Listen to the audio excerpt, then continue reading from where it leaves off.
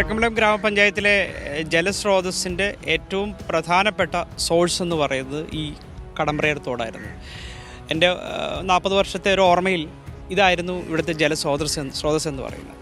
അതിന് കൃത്യമായിട്ട് ഇതുപോലെ ഇപ്പോൾ ഈ കാണുന്ന രീതിയിലുള്ള അരികുകളോ വശങ്ങളോ ആ കാണിച്ചിരിക്കുന്ന ചീപ്പ് വെൻറ്റഡ് ക്രോസ് ബാർ VCBകളോ ഒന്നും ഇല്ലാതെ സുലഭമായി വെള്ളം ഒഴുകിക്കൊണ്ടിരിക്കുന്നു. കുറേ സ്ഥലങ്ങളിൽ അത്യാവശ്യം ചെറിയ കെട്ടുകളുണ്ട്. അപ്പോൾ അത് ഇടിഞ്ഞ് തകർന്ന് നാമാവശേഷമായി ജലസഞ്ചാരത്തിന് യോഗ്യമല്ലാത്തൊരവസ്ഥയിലാണ് നമ്മൾ ഇതിനെ ഏറ്റെടുക്കുകയും ഈ 13.3 കിലോമീറ്റർ ദൂരവും കെട്ടി സംരക്ഷിച്ച് അതിൻ്റെ ഓരത്തൂടി നമ്മൾ ഈ നിൽക്കുന്ന ഈ പറയുന്ന റോഡ് എന്ന് പറയുന്ന അതിന് ശേഷം ഉണ്ടായതാണ്.